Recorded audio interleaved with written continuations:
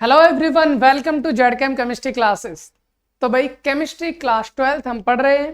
पहला चैप्टर है हमारा जिसका नाम है विलियन, और ये हमारा उसका लेक्चर नंबर कितना भैया? लेक्चर नंबर है 14। और इस लेक्चर में हम जानने वाले हैं भैया, क्या पढ़ने वाले हैं? स्थिर क्वाथी विलियन, जिसको हम एजोट्रॉप्स भी कहा जाता है। भाई क्या होते हैं स्थिर क्वाथी विलियन, ये हम जान लेते हैं। और इससे पहले हम बहुत सारी चीज भाई विलियन वाले चैप्टर की कर चुके हैं। अगर आपने नहीं देखा ना तो जाके उनको भी देख लो भाई, पूरी की पूरी प्लेलिस्ट हमने डाल रखी है। और हर प्लेलिस्ट का जो आपका लिंक है वो मैं डिस्क्रिप्शन में डाल देता हूँ, आप वहां से भी डायरेक्ट लिंक पर पहुंच सकते हैं। ठीक है भाई, हमने विलियन क्या होता है, उनके प्रकार क्या होते हैं, सांद्रता क्या होती है, मोलरता, मोललता, मोलेंस, नॉर्मलता, सारी चीजें पढ़ चुके हैं। हेनरी का नियम क्या होता है, विलेयता क्या होती है, राउल्ट का नियम क्या होता है, आदर्श अनादर्श विलियन क्या होते हैं, बहुत सारी चीजें पढ़ चुके हैं भाई। और इस लेक्चर में हम स्टार्ट करने वाले हैं क्या? स्थिर क्वाथी विलियन। ये हमारा एक बहुत छोटा सा सिंपल सा टॉपिक है। हम पढ़ना स्टार्ट करते हैं भाई स्थिर क्वाथी विलियन। सर, अगर मैं स्थिर क्वाथी विलियन की बात करूं, अगर मैं स्थिर क्वाथी विलियन की बात करूं तो यहां पर मेरे को तीन टर्म मेरे को दिखाई दे रहे हैं। एक स्थिर, दूसरा क्वाथी, थर्ड वन इज विलियन। सर अगर आपसे कहा जाए विलियन क्या होता है, ये तो सर हमें पता है, पहली क्लास में हमने जा रहा था। सर किन्हीं भी दो या दो से अधिक अवयवों का जो समांगी मिश्रण होता है उसे हम विलियन कहते हैं। तो कहीं ना कहीं भाई हम विलियन वाला चैप्टर पढ़ रहे हैं तो विलियन की बातें होंगी यहाँ पर, तो इसमें तो कोई दिक्कत है नहीं भाई। दो हो सकता है, दो से ज्यादा कंपोनेंट हो सकते हैं, उनको मिलाना है। ठीक है सर, विलियन तो हो गया। एक टर्म आ रहा हमारा स्थिर, क्या आ रहा है? स्थिर। स्थिर का मतलब हो गया फिक्स। तीसरा टर्म आ रहा हमारा क्वाथी। सर क्वाथी का मतलब क्या होता है? क्वाथी टर्म जो यहां पर लिया गया है वो लिया गया भैया क्वथनांक से। किससे लिया गया है? क्वथनांक। और क्वथनांक आई होप आपको पता होगा, पर नहीं पता है तो हम इसी लेक्चर में इसको बहुत ही अच्छे से प्यार से समझने वाले हैं कि क्वथनांक हमारा होता क्या है। क्वथनांक के बारे में सुना तो होगा ना कभी ना कहीं। चलो एक काम करते हैं, पहले क्वथनांक को ही समझ लेते हैं क्योंकि क्वथनांक क्या होता है सर। क्योंकि क्वथनांक अगर हमें समझ में आ जाता है तो हमारा स्थिर क्वाथी विलियन जो है वो हमारे लिए बहुत आसान हो जाएगा। सर बिना टाइम वेस्ट किए हम सबसे पहले समझते हैं क्वथनांक का, क्योंकि हो सकता है आप में से कुछ लोगों को क्वथनांक के बारे में पता हो और कुछ लोगों को हो सकता है सर क्वथनांक के बारे में कुछ भी नहीं पता हो। तो हम बात कर लेते हैं भाई क्वथनांक। भाई क्वथनांक को इंग्लिश में क्या कहते हैं? सर इसको हम बॉइलिंग पॉइंट कहते हैं। ठीक है, पता होगा आपको, नहीं पता होगा तो पता कर लीजिए। क्वथनांक को हम क्या कहते हैं? Boiling point. अब कहा जाता है सर क्वथनांक एक्चुअल में क्या होता है, हमें ये बता दीजिए क्वथनांक एक्चुअल में क्या होता है। किसी भी द्रव को जिस ताप पर उबाला जाता है, या फिर हम बोल सकते हैं कोई भी द्रव जिस ताप पर उबलता है वह उसका क्वथनांक कहलाता है। आपने सुना हो सर जल मतलब H2, पानी। सर ये जो द्रव होता है यानी जल जो होता है वो 100 डिग्री सेल्सियस पर क्या होता है? उबल जाता है।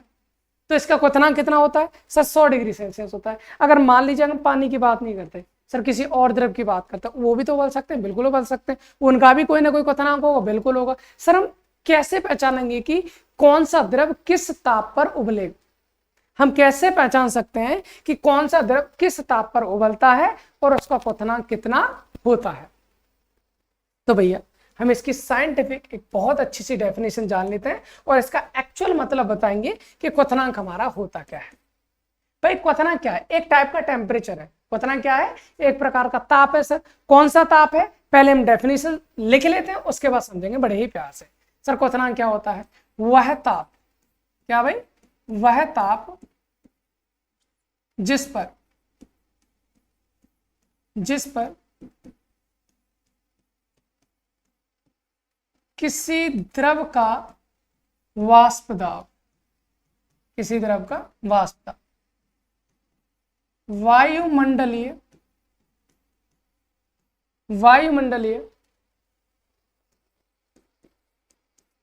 दाब के बराबर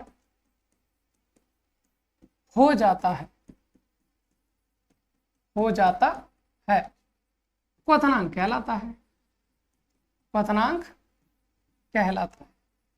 आप कहेंगे सर आपने डेफिनेशन लिख दी, ठीक है, हमने भी डेफिनेशन लिख ली, ये भी ठीक है, लेकिन समझ में कुछ आया नहीं। सर क्या लिखना चाह रहे हो, क्यों लिखना चाह रहे हो, क्या चीज है ये? क्वथनांक की डेफिनेशन दोबारा से समझ लेते हैं। भाई हमने कहा वह ताप जिस पर किसी द्रव का वाष्प दाब वायुमंडलीय दाब के बराबर हो जाता है वह क्वथनांक कहलाता है। आप तो ये कहना चाह रहे हो सर क्वथनांक क्या होता है, एक प्रकार का ताप होता है। सही है सर, एक प्रकार का ताप होता है। और कौन सा ताप होता है, जिस पर किसी भी द्रव का जो वाष्प दाब है, जो क्या होता है भैया, वाष्प दाब, वो बराबर हो जाता है किसके, वायुमंडलीय दाब के। यही तो लिखना चाह रहे हैं भाई, वह ताप जिस पर किसी द्रव का वाष्प दाब वायुमंडलीय दाब के बराबर हो जाता है भैया, उसी ताप को हम क्या कहते हैं, क्वथनांक कहते हैं। सर ये तो रही डेफिनेशन की बात, रटने की बात, हमने रट ली सर, डेफिनेशन याद हो जाएगी, भूल जाएंगे, लेकिन मतलब कैसे समझ में आएगा, तो इसको समझने के लिए हम इस तरह से करेंगे इसकी बात। भाई एक चीज जान लो, एक चीज जान लो कि प्रत्येक द्रव जो होता है वो वाष्पित होता है, वोलेटाइल सॉलिड। अगर मैं पानी की बात कर लूं, मान लीजिए पानी हमारा क्या होगा, वाष्पित होता है, किसी भी टेम्परेचर पे हो सकता है, ये जरूरी नहीं 100 डिग्री पे होगा, किसी भी टेम्परेचर पे। जैसे हम मान लीजिए कपड़े धुले, हमने कपड़े धुलने के बाद सुखाने डाल दिए, पानी कहाँ जाता है, उड़ जाता है, वाष्पित हो जाता है भाई, द्रव अवस्था से गैस अवस्था में चला जाता है। ये तो है नहीं कि हम 100 डिग्री सेंटीग्रेड उसके नीचे ताप बढ़ा रहे हैं, आग जला रहे हैं, उसके तब जाके कपड़े सूख रहे हैं, नहीं सूखते ना, ऐसे सूख जाते हैं। घर में मान लीजिए पोंछा लगा रहे हैं, तो पोंछा लगाने पर क्या होता है, थोड़ी देर बाद पोंछा भी सूख जाता है, क्योंकि उसका जो पानी होता है, उसकी जो नमी होती है वो वेपराइज फेज में चली जाती है, वेपर फेज में चली जाती है, वो भी सूख जाता है। उसको भी ऐसा नहीं कि भाई फर्श पे हम क्या कर रहे हैं, बहुत गर्म कर रहे हैं, 100 डिग्री उसको गर्म कर रहे हैं, ऐसा तो नहीं होता ना।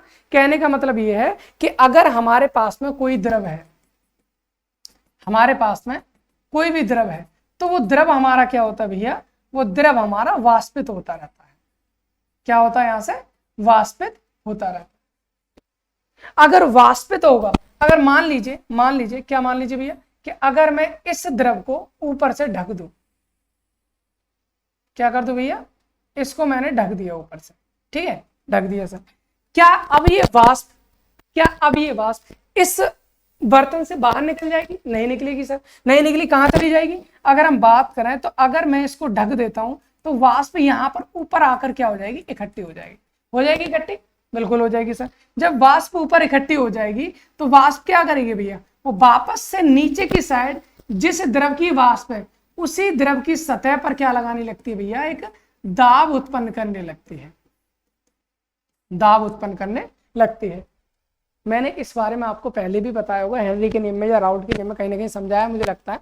तो यहाँ पर क्या हमारा विलयन है भैया, अब किसी भी विलयन की हमेशा वाष्प उड़ती है, अगर उसको बंद पात्र में रख दिया जाए तो वही वाष्प उसी द्रव की सतह पर क्या करती है, एक दाब लगाने लगती है, और इस दाब को क्या कहते हैं हम, वाष्प दाब कहते हैं।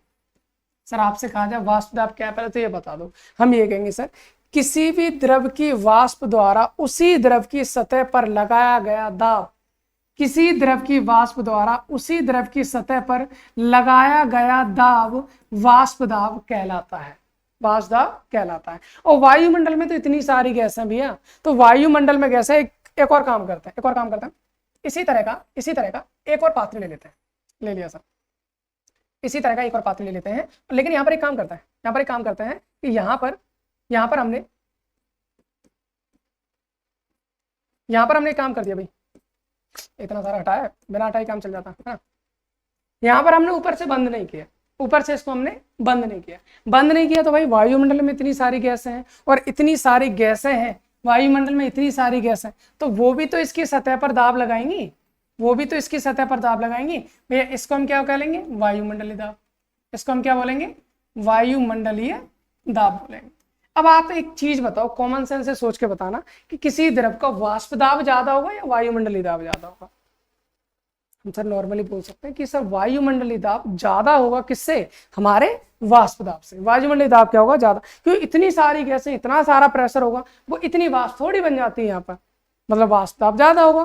कहने का मतलब अगर मैं बात करूं, जैसे वायुमंडलीय दाब हमारा नॉर्मली कितना होता है बेटा, 1 atm होता है, क्या भाई कितना होता है हमारा, 1 atm वायुमंडलीय दाब होता है नॉर्मल। अगर हम बात करें तो क्या नॉर्मल वाष्प दाब 1 atm हो सकता है, सर हम कहेंगे बिल्कुल नहीं हो सकता। कितना होगा, मान लीजिए 0.3 atm है, कितना है 0.3 atm।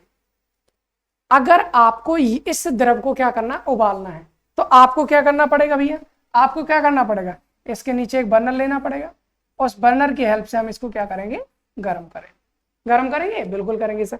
गर्म करने से क्या फर्क पड़ेगा, गर्म करने से फर्क ये पड़ेगा सर, यहाँ से वाष्प और ज्यादा उठेंगे, बिल्कुल उठेंगे, वाष्प ज्यादा होंगे तो वाष्प ज्यादा इकट्ठी होंगी, वाष्प ज्यादा इकट्ठे होंगे तो नीचे की तरफ ज्यादा और ज्यादा दाब लगाएंगी, और ज्यादा दाब लगाएंगी, और ज्यादा दाब लगाएंगी, तो भैया होगा क्या, होगा ये, अगर जैसे जैसे दाब बढ़ेगा वाष्प दाब बढ़ेगा। वाष्प दाब कितना था पहले 0.3, फिर हो जाएगा 0.4, 0.5, 0.6, 0.7, 0.8, 0.9 और फिर लास्ट में हो जाएगा हमारा किसके बराबर, 1 atm के बराबर। भैया जिस टेम्परेचर पर, जिस ताप पर इसका वाष्प दाब वायुमंडलीय दाब के बराबर हो जाए, उस ताप को ही हम क्या कहते हैं, क्वथनांक कहते हैं। भैया जो डेफिनेशन हमने लिखी थी ना, उसको वापस से समझ लो एक बार, हम कहना क्या चाह रहे हैं। भाई हम कहना ये चाह रहे हैं, क्या कहना चाह रहे हैं कि भाई वह ताप जो भी हम टेम्परेचर दे रहे हैं भाई, वह ताप जिस ताप पर किसी भी द्रव का वाष्प दाब उसके वायुमंडलीय दाब के बराबर हो जाता है, उस ताप को हम क्या कहते हैं, उस ताप को हम क्वथनांक कहते हैं। अब डेफिनेशन पढ़ो, अब अच्छे से समझ में आ जाएगी। वह ताप जिस पर किसी द्रव का वाष्प दाब, जिस पर किसी द्रव का वाष्प दाब वायुमंडलीय दाब के बराबर हो जाता है, उसे हम क्या कहते हैं, क्वथनांक कहते हैं। और उस ताप पर वही द्रव हमारा क्या होता है, उबलने लगता है। भाई हर एक विलयन का, हर एक अवयव का या फिर हर एक द्रव का अपना एक निश्चित क्वथनांक होता है। जैसे जल का हमने क्वथनांक जाना था, सर जल का क्वथनांक कितना होता है, सर जल का क्वथनांक होता है हमारा 100 डिग्री सेल्सियस, 100 डिग्री सेल्सियस होता है ना, बिल्कुल होता है सर। अब हम जान लेते हैं स्थिरक्वाथी विलयन क्या होता है। अब हमें अच्छे से समझ में आएगा स्थिरक्वाथी विलयन क्या होता है, क्योंकि हमें ये चीज समझ में आ गई कि क्वथनांक क्या होता है। भाई स्थिरक्वाथी को हम सर ऐसा बोल सकते हैं, कोई भी ऐसा विलयन जिसमें भाई अवयव तो एक से ज्यादा होंगे, उनका क्वथनांक स्थिर हो, स्थिरक्वाथी विलयन कहलाए। ऐसा ही कुछ सा है, ऐसा ही है कुछ, बट थोड़ी सी चीजें चेंज रहती है। वो क्या चीजें चेंज रहती है, ऐसे मान के चलते हैं हम अपनी तरफ से। ऐसे मान लीजिए मेरे पास में कोई एक अवयव है, कोई भी एक अवयव है, मान लीजिए ये मैंने अवयव ले लिया है, कुछ ले लिया, मान लो जल ले लो, पानी ले लो भाई, पानी ले लिया मैंने H2, क्या ले लिया मैंने, H2 ले। दूसरा एक और ले लो भाई, इसमें क्या ले लो सर, इसमें आप एल्कोहल ले लो, क्या ले लो, एल्कोहल, C2H5OH, एथिल एल्कोहल है। कहाँ पाया जाता है एथिल एल्कोहल, पता होगा आपको, है कितना तो पता होगा, दारू में पाया जाता, शराब में पाया जाता। तो कुल मिलाकर हम पानी में शराब मिला रहे हैं, फिलहाल ये समझ के चल लो भाई, एक तरफ हमने पानी ले रखा है, दूसरी तरफ हमने एल्कोहल ले रखा है। इन दोनों का क्वथनांक अपना अपना फिक्स होता है। अगर मैं आपको बताना चाहूँ भाई, पानी का जो क्वथनांक होता है वो 100 डिग्री सेल्सियस होता है, मतलब 100 डिग्री सेल्सियस पे उबलता है। एथिल एल्कोहल की बात करें तो जल्दी उबल जाता है, 78 डिग्री सेल्सियस पे ही उबल जाता है। अगर मैं खाली पानी को उबालने रखता हूँ 100 डिग्री सेल्सियस पे उबलेगा, खाली एल्कोहल को उबालने लगता हूँ 78 डिग्री सेल्सियस पे उबलेगा। लेकिन अगर मैं इन दोनों को क्या कर दूं, एक साथ मिला देता हूं, मैंने क्या किया भाई, दोनों को एक साथ मिला दिया। इसमें मेरा क्या है, इसमें मेरा जल भी है, मतलब पानी भी है, और साथ में क्या है मेरा C2H5OH यानी कि एल्कोहल भी है। दोनों को मैंने एक साथ मिला दिया। अब मैं दोनों के मिक्सचर को उबालना चाहता हूं, अब मैं दोनों के मिक्सचर को क्या करना चाह रहा हूं, उबालना चाह रहा हूं। क्या दोनों के मिक्सचर को उबालूंगा सर, वो एक प्रॉब्लम आ गई, क्या वो 78 डिग्री सेल्सियस पे उबलेगा, नहीं। क्या वो 100 डिग्री सेल्सियस पे उबलेगा, नहीं। ना तो वो 78 पे उबलेगा और ना ही 100 डिग्री सेल्सियस पे उबलेगा। इसका एक निश्चित अपना एक क्वथनांक होगा जो फिक्स हो जाएगा, जो स्थिर हो जाएगा, उसे कहेंगे स्थिर क्वथनांक, और इस विलयन को कहेंगे स्थिरक्वाथी विलयन। सर अब डेफिनेशन की बात कर लेते हैं, डेफिनेशन कैसे मिलाएंगे, कैसे बोलेंगे हम, क्या कहें सर स्थिरक्वाथी विलयन क्या होता है। स्थिरक्वाथी विलयन वह विलयन होता है जिसमें उपस्थित दोनों अवयवों के क्वथनांक अलग अलग होते हैं, लेकिन मिलाने के बाद वो दोनों एक निश्चित क्वथनांक पर उबलते हैं। यानी कहने का मतलब जब दो अलग अलग क्वथनांक वाले विलयनों को, या जब दो अलग अलग क्वथनांक वाले अवयवों को मिश्रित किया जाता है, और मिश्रित यानी विलयन बनने के बाद जब पूरा विलयन एक निश्चित क्वथनांक पर उबलता है, ऐसे विलयन को स्थिरक्वाथी विलयन कहते हैं। ऐसे विलयन को क्या कहते हैं भैया, स्थिरक्वाथी विलयन कहते हैं। सर समझ में नहीं आ रहा है, कोई बात नहीं, हम डेफिनेशन लिख लेते हैं। देखो क्या कहें, कैसे लिखेंगे सर डेफिनेशन, जब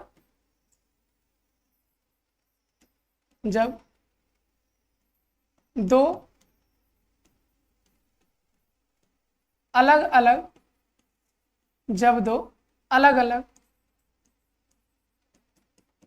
क्वथनांक वाले अवयवों को मिश्रित किया जाता है।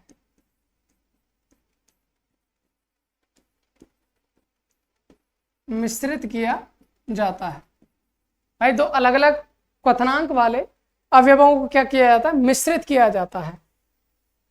तो यदि प्राप्त विलयन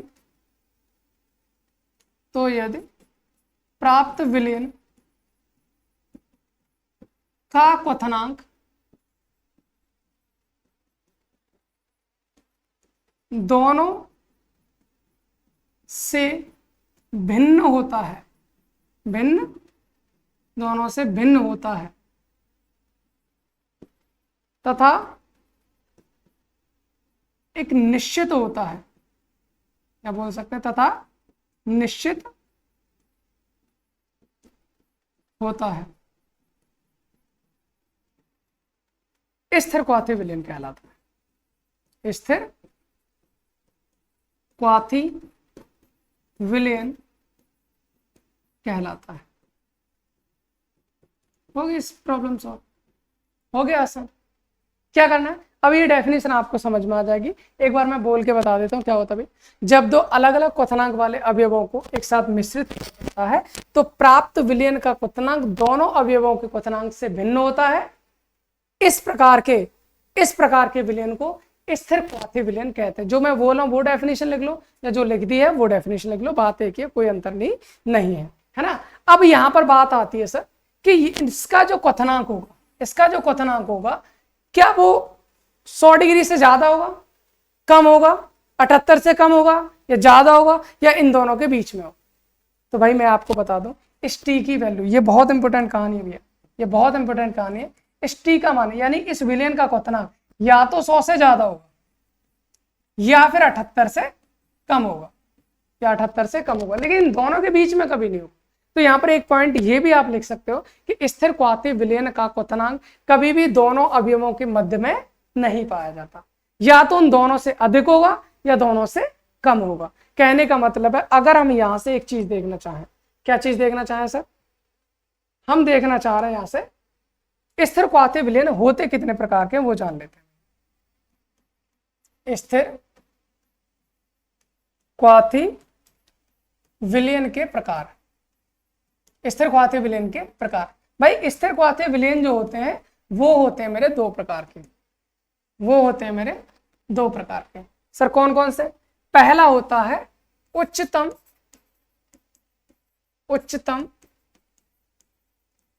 स्थिर क्वाथी विलयन,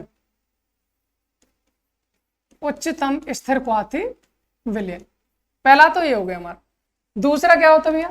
दूसरा होता है हमारा क्या? न्यूनतम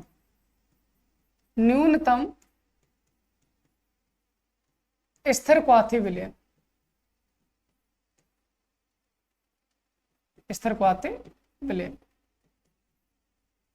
दो प्रकार के हमारे स्थिर क्वाथी विलयन होते हैं। एक होता है उच्चतम स्थिर क्वाथी विलयन और दूसरा होता है निम्नतम स्थिर क्वाथी विलयन। दोनों की चीजों को बता रहा हूं मैं, क्या होता है समझ लेना।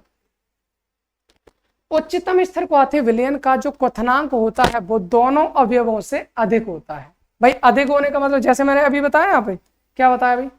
मैंने यहाँ पर आपको ये चीज बताई थी कि इसका क्वथनांक या तो ज्यादा वाले से ज्यादा होगा या कम वाले से कम होगा। अगर ज्यादा वाले से ज्यादा है इसका मतलब उच्चतम स्थिर क्वाथी हो गया, कम वाले से कम है तो न्यूनतम स्थिर क्वाथी विलयन हो गया। तो दोनों की बातें सेम है। तो यहाँ पर हम क्या करेंगे भाई? यहाँ पर हम सीधा सीधा ये लिख सकते हैं, क्या लिख सकते हैं सर? उच्चतम स्थिर क्वाथी विलयन क्या होता है? जिसका क्वथनांक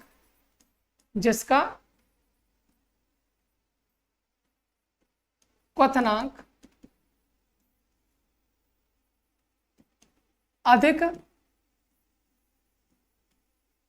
क्वथनांक वाले विलयन से या वाले अवयव से, अधिक क्वथनांक वाले अवयव से अधिक होता है,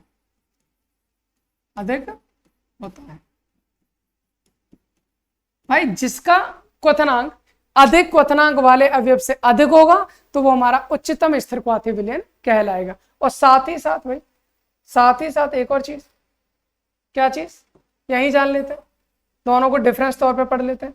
क्या जानेंगे भाई, निम्नतम स्थिरक्वाथी विलयन क्या होगा सर? फिर निम्नतम स्थिरक्वाथी विलयन क्या होगा, इसकी भी बात जान लेते हैं भाई। अगर हम बात करें न्यूनतम स्थिरक्वाथी विलयन क्या होता है? जिसका क्वथनांक किससे भैया? कम वाले से। जिसका क्वथनांक कम क्वथनांक वाले अवयव से क्या होता है? कम होता है, न्यूनतम स्थिरक्वाथी विलयन कहलाता है। भाई दोनों अवयवों में से एक का क्वथनांक ज्यादा, एक का कम है, तो जिसमें ज्यादा वाले से ज्यादा है तो उच्चतम स्थिरक्वाथी विलयन, और कम वाले से कम है तो निम्नतम स्थिरक्वाथी विलयन। अच्छा एक चीज और जान लो, एक चीज और जाननी है। क्या जानना भाई? कि जितने भी हमारे अवयव होते हैं, जिनका क्वथनांक ज्यादा है तो उनका वाष्प दाब कम होगा, और अगर वाष्प दाब ज्यादा है तो क्वथनांक कम होगा। यहाँ पर देखिए, यहाँ पर क्या भाई, क्वथनांक ज्यादा है तो इन विलयनों का वाष्प दाब कम होगा, इसलिए इनको एक नाम और दिया जाता है, क्या बोलेंगे इनको हम? निम्नतम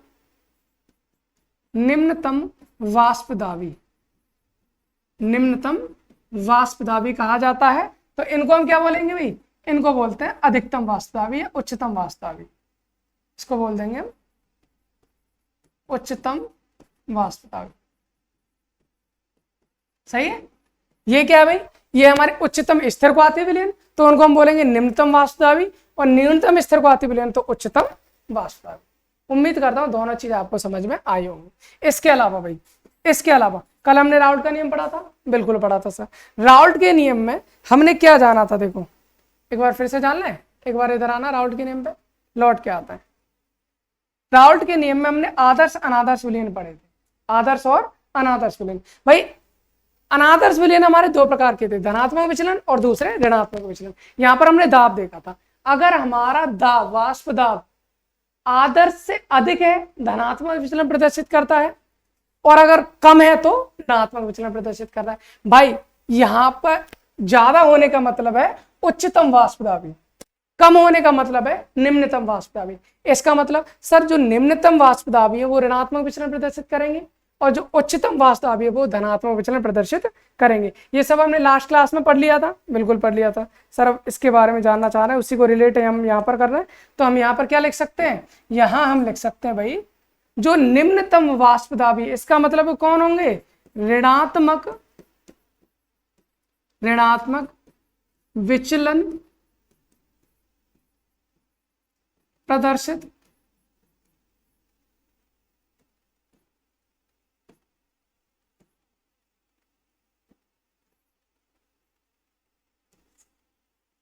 ऋणात्मक विचलन प्रदर्शित करने वाले अनादर्श विलयन। सही है? यहां पर कौन से होंगे सर? धनात्मक विचलन प्रदर्शित करने वाले अनादर्श विलयन। तो ये दोनों ही अनादर्श विलयन होते हैं। स्थिरक्वाथी विलयन क्या होता है? अनादर्श विलयन है, तो जो हमारा ऋणात्मक विचलन प्रदर्शित कर रहे हैं वो हमारे उच्चतम स्थिरक्वाथी हो गए, और जो धनात्मक विचलन प्रदर्शित करते हैं वो न्यूनतम स्थिरक्वाथी विलयन हो गए। तो ये 3 पॉइंट आपको याद रखने थे। अगर आप इनके एग्जांपल्स करना चाहते हो कि सर उच्चतम स्थिरक्वाथी विलयन क्या होंगे, तो जो एग्जाम्पल मैंने ऋणात्मक विचलन में कराए थे वो सारे के सारे एग्जाम्पल यहाँ जाएंगे, और जो एग्जाम्पल मैंने धनात्मक विचलन वाले में करा रखे हैं वो सारे के सारे एग्जाम्पल आपके यहाँ आ जाएंगे, है ना। तो वो एग्जाम्पल आपको पता है, बहुत अच्छी बात है। नहीं पता है तो मैं आपको दिखा देता हूँ भाई। आपको ये वाले नहीं करने, ये आदर्श विलयन वाले आइडियल सॉल्यूशन के हैं, ये नॉन आइडियल सॉल्यूशन के ये वाले हैं हमारे, है ना। नॉन आइडियल सॉल्यूशन यानी कि अनादर्श विलयन के हमारे एग्जाम्पल ये हैं। जो धनात्मक विचलन वाले ये हो गए, और ऋणात्मक विचलन के एग्जाम्पल ये हो गए। आप इन्हीं को वहां पर वापस से नोट कर सकते हो। उम्मीद करता हूँ ये लेक्चर समझ में आएगा। छोटा सा लेक्चर है, ज्यादा टिपिकल था नहीं, बहुत आसान सा था। स्थिरक्वाथी विलयन एक बार फिर से रिवाइज करना चाहें तो कर सकते हैं भाई।